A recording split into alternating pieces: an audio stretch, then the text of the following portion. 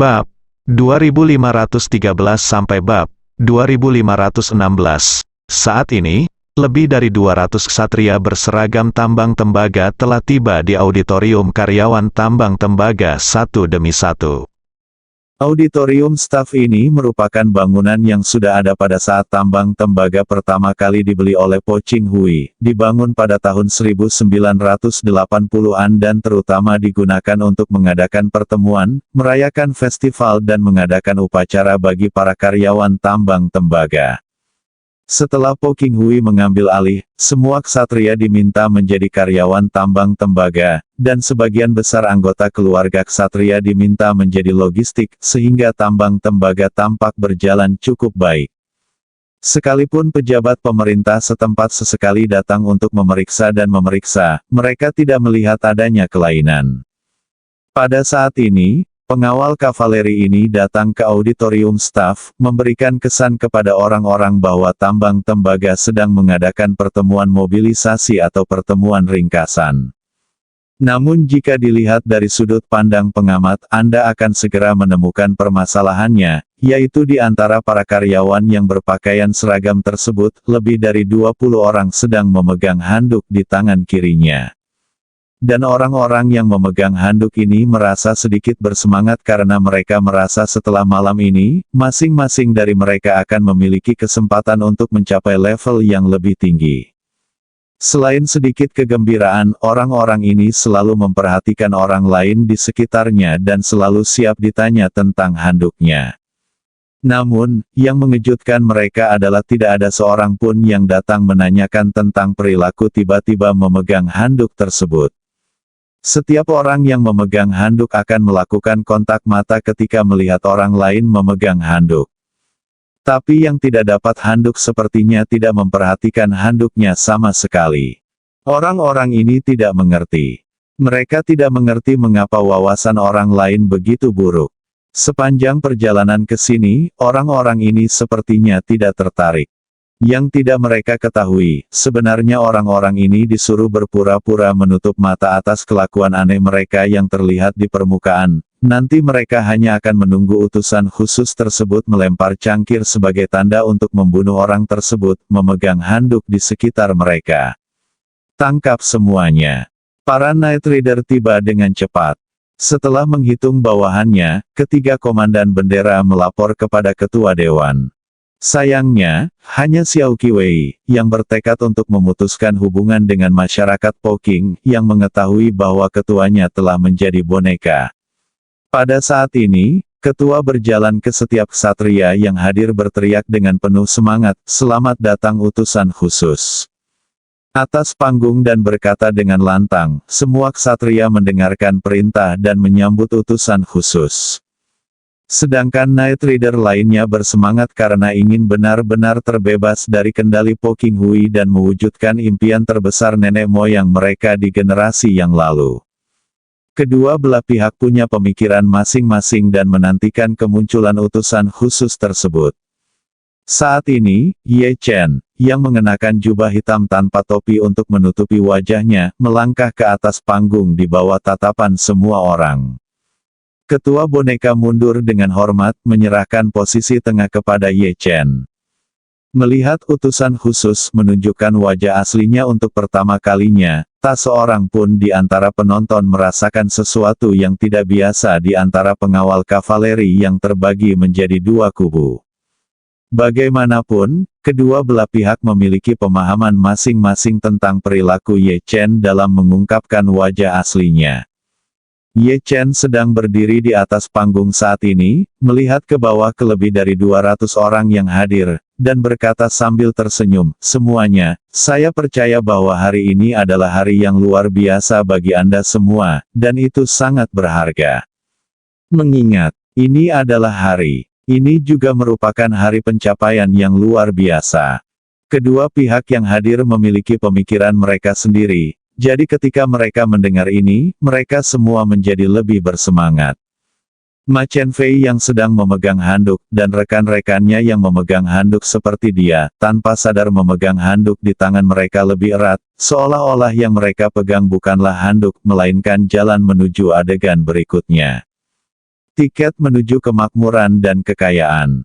Tapi mereka mengabaikan bahwa para ksatria penjaga di sekitar mereka yang tidak memegang handuk mulai diam-diam melihat mereka dengan penglihatan tepi, siap menyerang mereka kapan saja. Ye Chen di atas panggung tersenyum tipis dan berkata, "Hari ini, saya punya kabar baik untuk diberitahukan kepada Anda. Guru Inggris telah menyiapkan penawar baru untuk Anda. Penawar baru ini dapat menghilangkan racun di tubuh Anda. Serangan telah diperpanjang dari 7 hari hingga 15 hari. Saya harap semua orang dapat memberikan kontribusi kepada Tuan Inggris di masa depan." Setelah itu, dia melambaikan tangan kanannya dan berkata dengan lantang, "Kemarilah, beri saya obat dan anggur."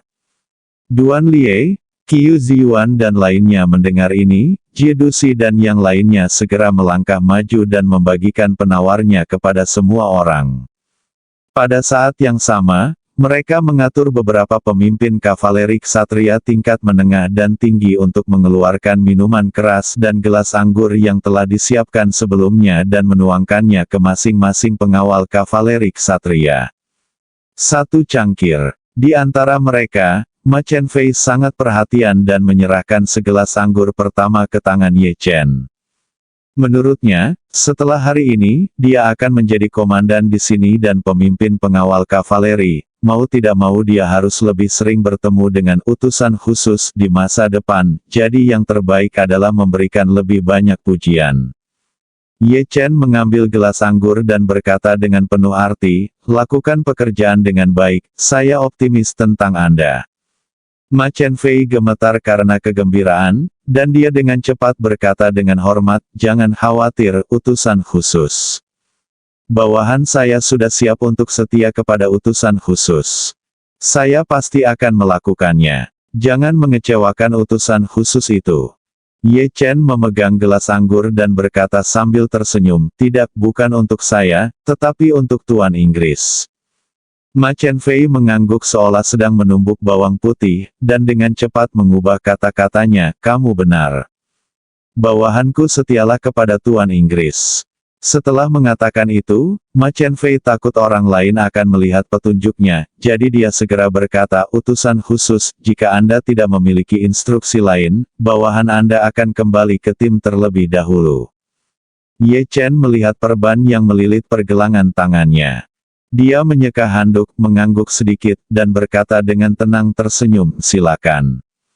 Ketika semua ksatria mengambil kacamata mereka dan para ksatria yang belum meminum obat mendapatkan penawar baru, Ye Chen berkata, "Semuanya, ambillah.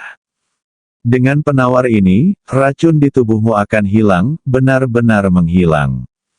Mulai sekarang, tidak ada yang bisa menggunakan cara tercela seperti itu untuk terus mengendalikan hidupmu."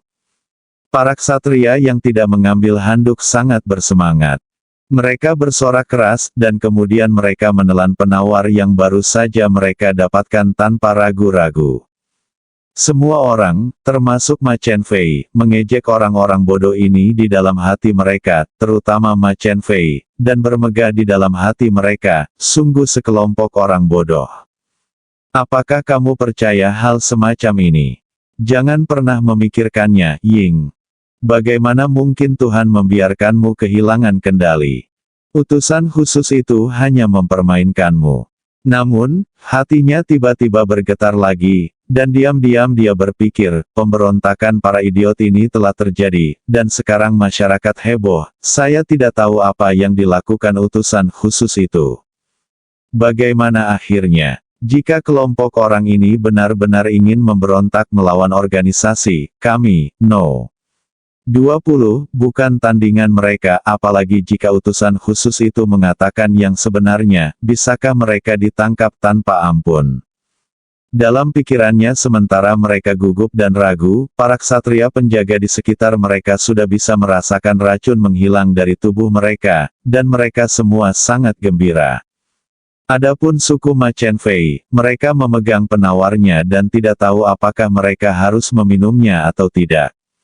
Saat ini, saya mendengar suara keras Ye Chen. "Semuanya, saya pikir Anda sudah tahu apa yang akan saya lakukan malam ini, jadi saya tidak akan mengatakannya lagi.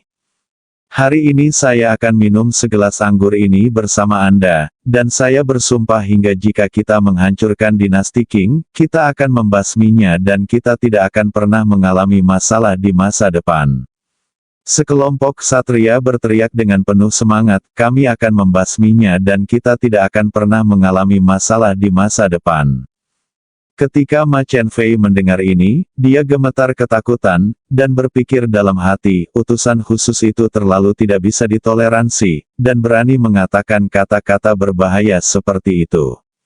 Berbeda dengan dia dan bawahannya, mereka yang bertugas saat ini penjaga ksatria, yang telah meminum penawarnya, menatap gelas anggur di tangan Ye Chen dengan mata panas, menunggu sinyal terakhir Ye Chen. Tepat ketika Ma Chen-fei panik tentang pengkhianatan Ye Chen tiba-tiba mengangkat kepalanya dan meminum semua anggur putih di gelas, lalu melemparkan gelas itu ke tanah dengan paksa dan berteriak, "Semua prajurit, dengarkan perintahnya." Sekelompok penjaga kavaleri pemberani, dia berteriak dengan tegas, "Bawahanku ada di sini."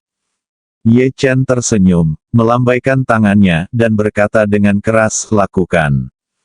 Ma Chen-fei terkejut saat mendengar Ye Chen mengucapkan kata ambil tindakan. Sebuah pemikiran di benaknya adalah, lakukan sesuatu. Tindakan seperti apa? Bukankah utusan khusus akan meminta 20 dari kita untuk membunuh lebih dari 200 dari mereka? Ini jelas merupakan tugas yang mustahil. Ksatria lainnya penjaga, yang memegang handuk di tangan mereka seperti dia, juga bingung dan tidak tahu apa yang dimaksud Ye Chen dengan mengambil tindakan. Tetapi pada saat ini, penjaga kavaleri heroik di sekitarnya tiba-tiba bergerak. Sebagai pemimpin bendera kiri, Lin Yanzong dan pemimpin bendera lainnya menyerang Ma Chen-fei dalam sekejap. Sebelum Ma Chen-fei sempat bereaksi, lengannya dicengkeram erat oleh kedua pria tersebut. Seluruh tubuhnya terkejut dan dia berseru, "Apa yang ingin kalian berdua lakukan? Di depan utusan khusus, apakah kalian masih ingin memberontak?" Lin Yanzong berkata dengan dingin, "Ma Chen-fei, apakah kamu benar-benar berpikir begitu hari ini adalah hari kesuksesanmu? Apakah ini hari yang baik?" Ma Chen-fei dikendalikan oleh kedua pria itu dan tidak bisa melepaskan diri sama sekali. Para penjaga ksatria yang mengikutinya dan memegang handuk di tangan kiri mereka semuanya langsung ditundukkan oleh orang lain di sekitarnya, dia. Bagaimanapun, perbedaan jumlah antara kedua belah pihak begitu besar sehingga Ma Chen-fei dan anak buahnya tidak punya ruang untuk melawan. Melihat semua anak buahnya musnah dalam sekejap, Ma Chen-fei tidak menyadari bahwa ada yang tidak beres dengan utusan khusus tersebut. Dia mengira para ksatria ini mengira racun di tubuh mereka telah dihilangkan dan berencana untuk memberontak langsung di bawah pimpinan dari Lin Yanzong. Jadi, dia menatap Ye Chen dengan ketakutan di wajahnya dan berseru, "Utusan khusus, tolong katakan yang sebenarnya. Katakan pada mereka secepatnya, apa yang mereka ambil bukanlah penawarnya sama sekali. Jika mereka berani mengkhianati organisasi, lebih cepat atau nanti mereka akan dibersihkan oleh organisasi dari portal. Beritahu mereka secepatnya." Ye Chen tersenyum sedikit dan berkata dengan tenang, "Ma Chen-fei, sebenarnya, saya sama sekali bukan utusan khusus. Obat yang saya berikan kepada Anda adalah penawarnya yang benar-benar bisa menghilangkan racun dalam tubuhmu. Dan aku memang bermaksud memberi kalian semua kesempatan untuk memperjuangkan kebebasan, tapi aku tidak menyangka kalau kalian akan memilih untuk mengkhianati leluhur dan rekan-rekan kalian. Karena kalian sendiri yang memilih jalan ini, konsekuensinya akan sama. Kamu harus menanggungnya sendiri." Ma Chen-fei merasa seperti disambar petir ketika mendengar kata-kata Ye Chen. Dia tanpa sadar berseru, kamu bukan utusan khusus. Lalu kamu, siapa kamu? Kenapa kamu bisa? Apakah kamu di sini berpura-pura menjadi utusan khusus?" Ye Chen menatapnya, lalu ke lebih dari 200 ksatria di bawah, dan berkata sambil tersenyum, "Izinkan saya memperkenalkan diri, nama saya Ye Chen. Mulai hari ini, untuk sementara saya akan menjadi orang di sini." Panglima tertinggi, bersama dengan para penjaga heroik yang tidak mau berkompromi dengan asosiasi Poking, akan bertarung dengan asosiasi Poking sampai akhir. Semua orang yang hadir sangat bersemangat, dan mereka semua mengangkat tangan dan berteriak berjuang sampai akhir. Berjuang sampai akhir. Ye Chen mengangguk, mengulurkan tangannya untuk memberi isyarat agar semua orang diam untuk saat ini, lalu mengangkat tangan kanannya dan menjentikkan jarinya. Saat ini, Wan Pojun berjalan bersama 7 ksatria penjaga yang telah menyerah kepada Ye Chen di Eropa Utara. Ketika pengawal kavaleri di antara penonton melihat ketujuh orang ini, mereka tidak bisa menahan diri untuk tidak berseru kaget. Mereka awalnya mengira 8 orang yang diutus untuk menjalankan misi terakhir kali telah terbunuh, namun tanpa diduga 7 orang selamat. Oleh karena itu, ketika mereka tiba-tiba bertemu, mereka secara alami sangat terkejut. Ye Chen menunjuk ke 7 orang itu dan berkata dengan lantang, 7 orang ini pernah menjadi rekanmu. Mereka telah memutuskan untuk setia kepadaku di Eropa Utara beberapa waktu lalu. Sekarang aku membawa 7 dari mereka kembali agar mereka dapat kembali ke kavaleri penjaga. Pergilah bertarung berdampingan denganmu. Ketujuh orang itu juga sangat bersemangat saat ini. Bisa kembali adalah sesuatu yang tidak pernah saya bayangkan sebelumnya. Terlebih lagi, Ye Chen telah sepenuhnya mengendalikan situasi di sini. Mereka tidak hanya bisa kembali, tapi mereka bahkan bisa berkumpul kembali dengan kerabatnya di sini. Ini jelas merupakan hasil terbaik bagi mereka. Ye Chen berkata lagi saat ini, saya mengumumkan bahwa mulai hari ini, semua pengawal kavaleri akan diorganisasi kembali.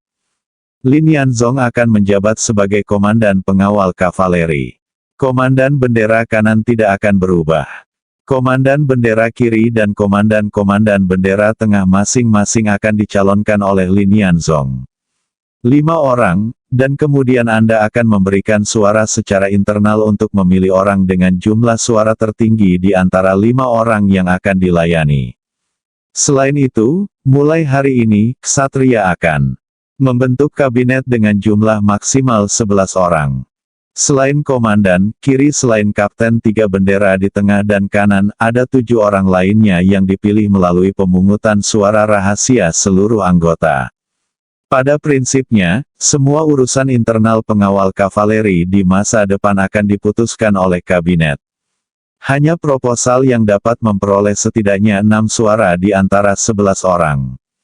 Terapkan dalam pengawal ksatria. Semua orang tidak menyangka bahwa Ye Chen benar-benar menginginkan mereka melakukannya memiliki otonomi internal, dan mereka tentu saja bersemangat.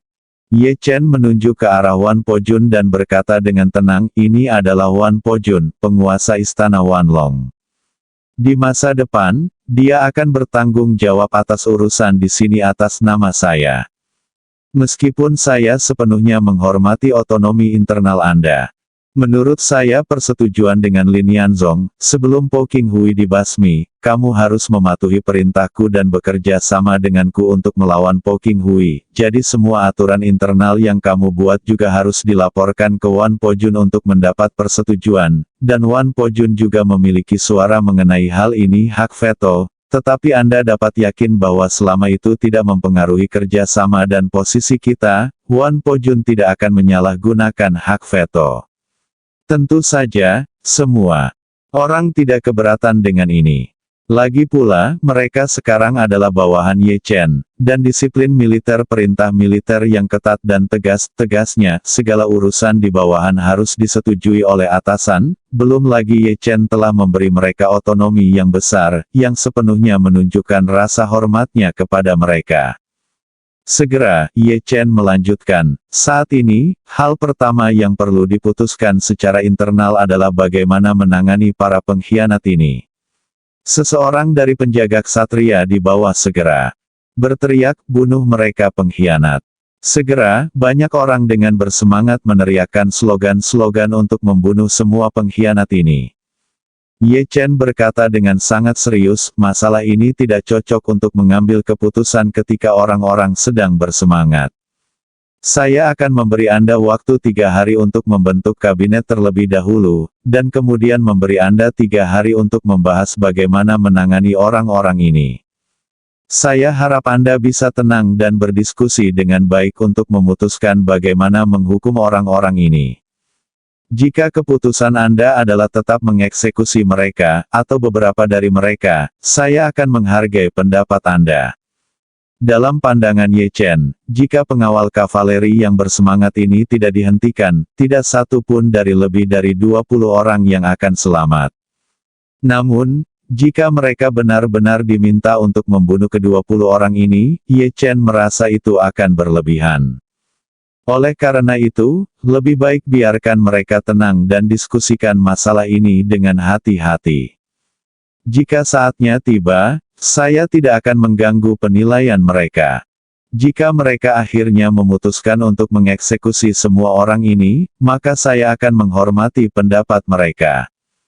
Setelah mendengar apa yang dikatakan Ye Chen, Lin Yanzong berkata dengan hormat, "Jangan khawatir, Tuan Ye, saya mengerti." Yang lain juga berteriak keras, "Saya mengerti." Ye Chen mengangguk sedikit dan berkata kepada Lin Yanzong, "Pertama atur seseorang untuk menjatuhkan mereka dan menjaga mereka di bawah penjagaan ketat, lalu bawa aku ke dasar tambang tembaga dan temui tentara yang tewas di sini." Lokasi penambangan tambang tembaga ini berada pada kedalaman sekitar 500 meter di bawah tanah. Ye Chen meminta Lin Yanzong dan Jie Dusi di bawah kendalinya untuk membawa semua orang ke pos tentara yang tewas di dalam sangkar pengangkat.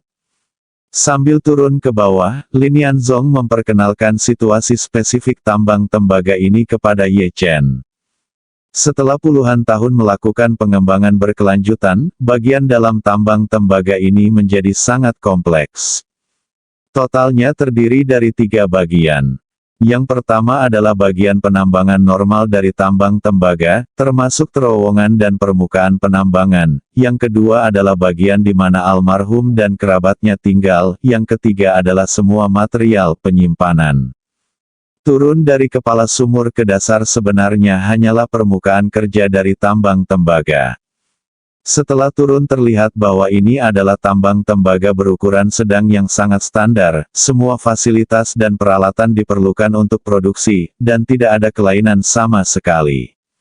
Ye Chen, dipimpin oleh Lin Yanzong, keluar dari kandang, melihat ke dalam terowongan tambang, dan bertanya dengan rasa ingin tahu, di mana biasanya orang mati dan kerabatnya tinggal. Lin Yanzong berkata dengan cepat, "Kembali ke Tuan Ye, ketinggiannya minus 500 meter. Bidang ini adalah seluruh permukaan kerja tambang tembaga. Area tempat tinggal tentara yang tewas adalah masuk dari jalan rahasia di depan dan mengambil sangkar pengangkat lagi untuk turun 100 meter lagi." Ye Chen mengangguk dan bertanya kepadanya, "Mengapa tidak ada orang yang bekerja di sini sekarang?" Lin Yanzong berkata dengan tergesa-gesa, "Karena hari ini adalah waktunya minum obat, maka orang mati harus dibawa kembali ke tempat tinggal yang berjarak 600 meter terlebih dahulu sesuai dengan persyaratan, sehingga mereka bisa menunggu di sana sampai obat penawarnya dikirim, minum obatnya bersama-sama."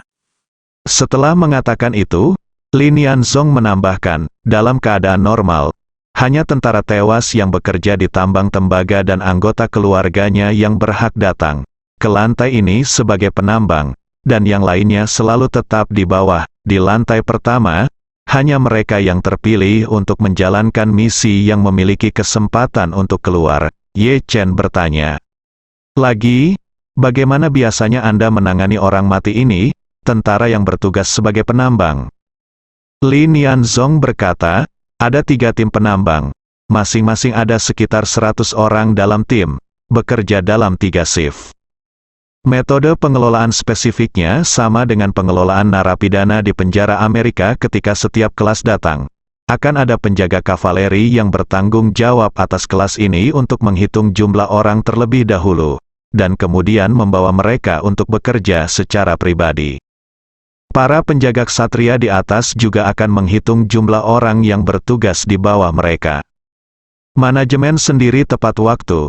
Setelah dipastikan jumlah orang yang bertugas tidak berbeda dengan saat pergantian shift, mereka akan menyerahkan kepada tim lain yang datang untuk mengambil alih shift tersebut. Setelah jumlahnya diverifikasi, semua orang dalam grup yang diganti akan ditransfer, kirim mereka kembali, dan hitung lagi jumlah orang setelah mencapai level yang lebih rendah. Setelah memastikan bahwa mereka benar, kelompok penambang ini akan kembali beristirahat, dan penjaga Qiaoqi yang bertanggung jawab untuk mengawasi mereka juga akan kembali beristirahat. Ye Chen bertanya kepadanya, para prajurit tewas yang bertindak sebagai penambang dan keluarga mereka. Apakah ada upah tambahan? Tidak. Lin Yanzong menggelengkan kepalanya dan berkata, menurut persyaratan organisasi, kami hanya memilih tentara yang meninggal dan keluarga mereka yang tidak cukup kuat untuk bekerja, dan tidak akan memberikan upah tambahan apapun. Ye Chen Xinghe mengangguk ringan. Saat ini, Lin Yanzong telah membawanya dan yang lainnya ke ruangan berlabel ruang distribusi listrik. Begitu dia memasuki ruangan, hal pertama yang menarik perhatiannya adalah peralatan sirkuit yang tertata rapi. Tetapi ketika Lin Yanzong sejenak mengoperasikan satu set lemari distribusi listrik di dinding, seluruh dinding tiba-tiba terbuka perlahan ke dalam. Ye Chen dapat melihat dari sisi kusen pintu bahwa pintu yang disamarkan sebagai dinding itu tebalnya hampir 1 meter, dan kedua sisinya diperkuat dengan pelat baja yang sangat tebal. Belum lagi ahli bela diri, bahkan senjata berat biasa pun tidak akan melakukannya. Dinding ini terbuka. Di balik tembok ini sebenarnya terdapat ruang mesin yang sangat besar. Ruang mesin ini sebenarnya adalah ruang peralatan dan pengoperasian elevator tugas berat, dan di bawah ruang mesin terdapat sangkar pengangkat yang sangat besar. Lin Yanzong membawa semua orang ke dalam sangkar dan menggunakan iris matanya untuk mengaktifkan sangkar. Kemudian sangkar tersebut membawa semua orang dan terus jatuh hingga kedalaman -600 meter di atas permukaan laut.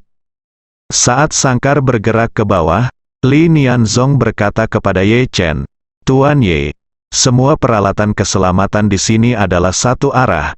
Pintu rahasia tadi dan sangkar pengangkat ini hanya dapat kami operasikan dari luar.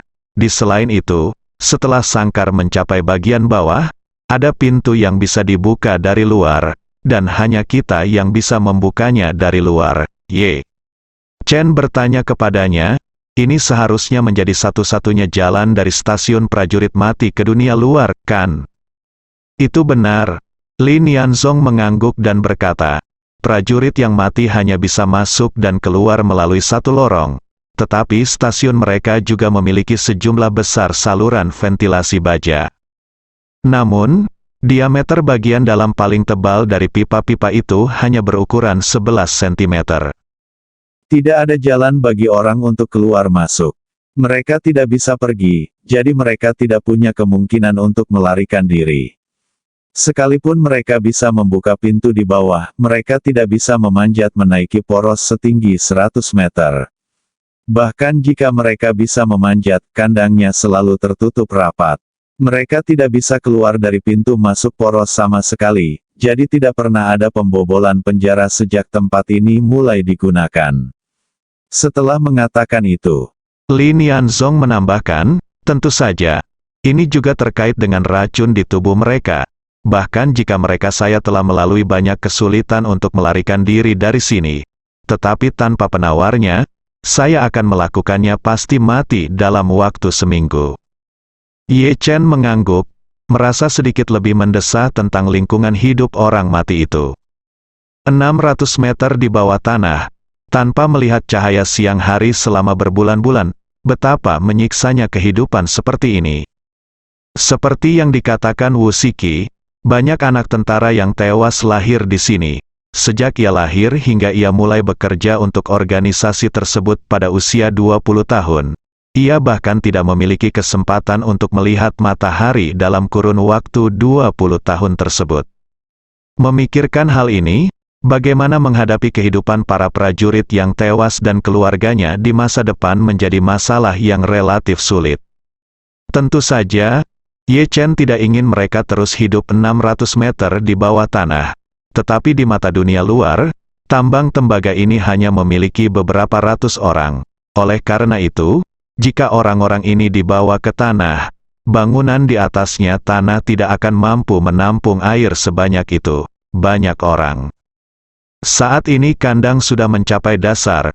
Setelah keluar kandang terdapat area transisi dengan luas sekitar 40 meter persegi. Yang disebut area transisi adalah bagian belakang terhubung dengan kandang, dan ujung depan terhubung dengan gerbang terakhir, di mana tentara yang mati dipenjarakan. Lin Yanzong mengeluarkan kunci dari sakunya dan memasukkannya ke dalam lubang kunci. Setelah membandingkan pupilnya, dia mendengar pintu diklik dan kemudian dibuka perlahan.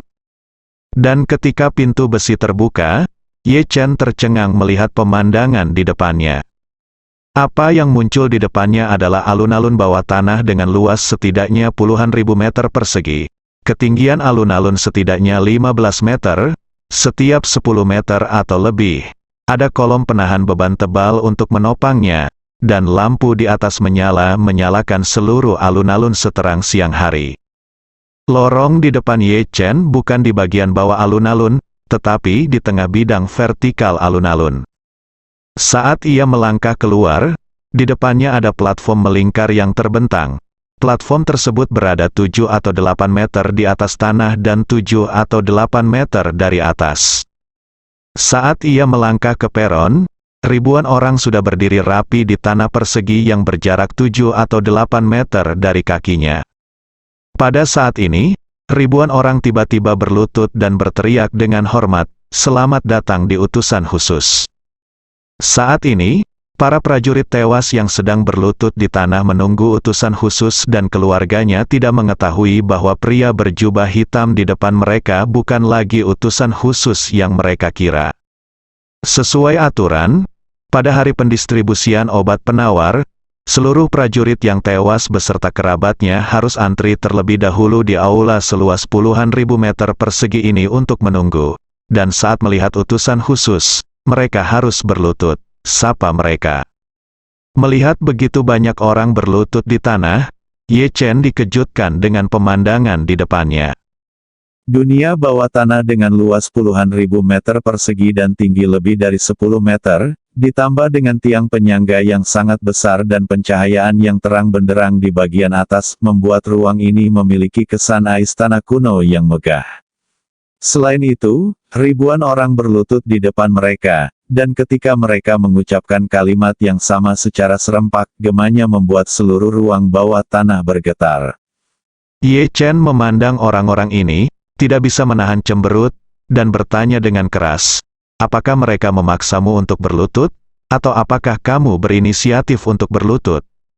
Dalam satu kalimat, semua tentara yang tewas tampak ngeri. Ini adalah pertama kalinya mereka mendengar utusan itu mengatakan sesuatu selain kalimat yang ditentukan. Apa yang disebut garis tetap tidak lebih dari meminta semua orang untuk berterima kasih kepada Tuan Inggris karena telah memberikan penawarnya, dan bahwa setiap orang harus berusaha sekuat tenaga untuk mengabdi kepada Tuan Inggris, dan seterusnya.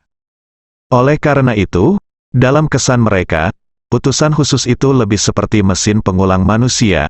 Setiap kali datang ke sini, dia hanya punya dua hal yang harus dilakukan. Pertama, mengawasi pengawal kavaleri dalam mendistribusikan obat-obatan kepada tentara yang tewas. Dan satu lagi, adalah mengulangi bahwa para prajurit yang mati ini tidak akan mempercayainya sama sekali, dan tidak peduli dengan omong kosong itu sama sekali. Dan Ye Chen tiba-tiba mengucapkan kalimat seperti itu secara tiba-tiba, yang sangat mengejutkan hati mereka. Mereka tidak tahu apa yang terjadi dengan utusan khusus ini, yang berani berbicara seperti ini, dan bahkan mengatakan, mereka. Siapa mereka? Bukankah mereka baru saja menghancurkan dinasti Qing? Namun, bukankah utusan khusus itu sendiri adalah anggota masyarakat Qing? Maka dia harus mengatakan, kita, dan bukan mereka. Tepat ketika semua orang bingung, Ye Chen bertanya lagi, siapa komandan di antara kamu, berdiri dan bicara. Seorang pria parubaya di tengah baris pertama perlahan berdiri dan berkata dengan keras, bawahan 390 adalah orangnya bertanggung jawab di sini. Ye Chen terkekeh dan bertanya kepadanya, untuk menjawab pertanyaan saya barusan, Apakah mereka memaksa Anda berlutut di sini untuk menyambut utusan khusus? Atau apakah Anda berinisiatif untuk berlutut? 30-90. 9 melihat sekeliling dan berkata dengan ekspresi agak gelisah, utusan khusus. Kami berlutut di sini untuk menyambut Anda dan penawar yang diberikan oleh Tuan Inggris. Ini selalu menjadi tradisi. Mengapa Anda tiba-tiba menanyakan pertanyaan seperti itu? Ye Chen tersenyum dan berkata, bermain sepak bola, kan? 390 dengan cepat membungkuk dan berkata, saya tidak berani, saya tidak mewakili diri saya sendiri, tetapi 3 hingga 4.000 pria, wanita dan anak-anak di belakang saya, jadi tentu saja saya tidak berani main-main sekitar, bicaralah. Ye Chen mengangguk setuju. Tampaknya 390 masih sedikit pintar. Ketika dia tidak yakin dengan latar belakangnya, dia tidak berbicara terlalu lambat atau menunjukkan terlalu tulus kepada Poking. Sebaliknya, masalah dia Ye Chen adalah didefinisikan dalam istilah tradisi. Dengan cara ini, dapat dianggap bahwa seseorang dapat maju dan menyerang, serta mundur dan bertahan. Ye Chen tidak terlalu mempermalukannya, tapi perlahan melepas jubah hitamnya dan menunjukkan wajah aslinya kepada semua orang. Tindakan ini mengejutkan semua tentara yang tewas dan keluarga mereka. Mereka belum pernah melihat wajah sebenarnya dari utusan khusus manapun, karena menurut peraturan asosiasi Poking, prajurit yang tewas hanya dapat bertemu dengan ksatria penjaga tertentu. Selain itu, mereka tidak diperbolehkan menghadapi orang lain dari organisasi ini. Alasannya terutama karena status khusus dari tentara yang tewas. Begitu mereka keluar, mereka akan melakukan tugas-tugas penting. Hal ini diperlukan untuk mencegah mereka mengenali anggota masyarakat King saat melakukan tugas. Oleh karena itu, setiap utusan yang datang ke sini mengenakan jubah hitam dan menggunakan topi hitam untuk menutupi wajahnya. Tapi kali ini, Ye Chen tiba-tiba melanggar aturan lama ini, yang membuat semua tentara yang tewas tanpa sadar menjadi gugup. Melihat ekspresi ngeri dan panik di wajah semua orang, Ye Chen berkata dengan tenang, sejujurnya, saya bukan utusan khusus masyarakat Poking. Utusan sebenarnya telah dikendalikan oleh saya. Sekarang, semua ksatria telah bersumpah kesetiaan. Bagi saya, bertarung berdampingan dengan saya melawan seluruh asosiasi Poking. Jadi saya datang ke sini untuk bertanya apakah Anda bersedia bertarung berdampingan dengan saya seperti mereka. Begitu Ye Chen mengucapkan kata-kata ini, seluruh penonton tercengang. Terjadi keributan, tidak ada yang mengira hal-hal akan menjadi sangat tidak terduga. Sambil terkejut, 390 mau tidak mau berkata, Tuan, jika apa yang Anda katakan itu benar, maka tidak ada dari kita yang akan bertahan hari ini. Bahkan jika Anda mendapatkan penawarnya dari utusan yang sebenarnya, itu hanya bisa membuat kita hidup selama 1 minggu lagi. Bahkan jika kami ingin bertarung berdampingan denganmu, aku khawatir kami tidak dapat melakukannya. Kata-kata 390 membuat semua prajurit yang tewas dalam keterkejutan merasa sangat tertekan untuk sesaat. Semua orang tahu bahwa 390 benar. Jika tidak ada penawarnya, mereka akan segera diracuni dan mati. Bahkan jika mereka ingin bertarung sampai mati dengan Poking Hui, mereka mungkin tidak dapat menunggu sampai hari mereka membunuh musuh di depan pertempuran. Ye Chen melihat ke arah 390 dan para prajurit yang tewas saat ini, dan bertanya dengan rasa ingin tahu, apakah Anda bersedia dikendalikan oleh masyarakat Poking selama sisa hidup Anda? Atau apakah Anda bersedia bertarung sampai mati bersama mereka? 390 berseru. Tentu saja kami bersedia bertempur sampai mati. Cobalah, tapi bagaimana kami bisa mendapat kesempatan seperti itu? Selama ratusan tahun, tentara yang tewas telah dikontrol ketat oleh organisasi, belum lagi organisasi tersebut tinggal selama ratusan tahun sebanding dengan penjara. Racun di dalam tubuh saja sudah ditakdirkan untuk kita. Kita tidak bisa melawan sama sekali, apalagi melawan Poking Hui. Kita bahkan tidak memiliki kemampuan untuk melawan pengawal kavaleri dan melarikan diri dari sini. Ye Chen tersenyum dan bertanya dengan keras, jika saya dapat sepenuhnya menghilangkan kejahatan di tubuh Anda, Poison, apakah Anda bersedia melawan mereka sampai mati? 390 berkata tanpa ragu-ragu. Jika Tuan benar-benar bisa mendetoksifikasi racun dalam tubuh kita, 390 bersedia mengikutimu sepanjang hidupmu dan melakukan yang terbaik untuknya. Ye Chen berkata sedikit. Dia mengangguk, melihat sekeliling, dan bertanya, di mana yang lain? Apakah kamu bersedia? Semua orang melihat satu sama lain dalam kebingungan untuk sementara waktu. Jika apa yang dikatakan Ye Chen benar, mereka tentu akan bersedia. Namun, saat ini, mereka tidak dapat mempercayai kata, bagaimana jika, Ye Chen. Sebab, selama bertahun-tahun, banyak orang yang berusaha melawan racun dalam tubuhnya, namun belum ada yang berhasil. Dalam pikiran seorang prajurit yang mati, racun itu seperti belenggu tak kasat mata yang tidak dapat dilepaskan seumur hidup. Seperti gravitasi baginya, ia tidak memiliki kemampuan untuk melawannya, dan ia tidak dapat mengharapkan racun itu hilang sepenuhnya. Oleh karena itu, ketika semua orang menghadapi kata-kata berani Ye Chen saat ini, mereka tidak tahu bagaimana menjawabnya untuk sementara waktu. Saat ini, seseorang berbisik di bawah, mungkinkah ini strategi yang digunakan organisasi untuk menguji ketulusan kita? Begitu kata-kata ini keluar, yang lain juga setuju dan mulai berdiskusi dengan suara pelan di bawah. Bahkan 390 tidak bisa menahan gemetar ketika mendengar ini. Dia juga tidak tahu apakah Ye Chen adalah musuh atau teman. Pada saat ini, Ye Chen mengeluarkan penawarnya, melihat ke 3090, dan berkata dengan tenang, karena kamu adalah orang pertama yang mengungkapkan pendirianmu, kamu harus memberi contoh bagi mereka. Setelah itu, dia melemparkan penawarnya ke arah 3090. Jiuling berkata dengan lantang, mengonsumsi obat penawar ini akan menghilangkan racun di tubuhmu sepenuhnya. Kamu yang memutuskan apakah kamu cukup berani untuk mencobanya.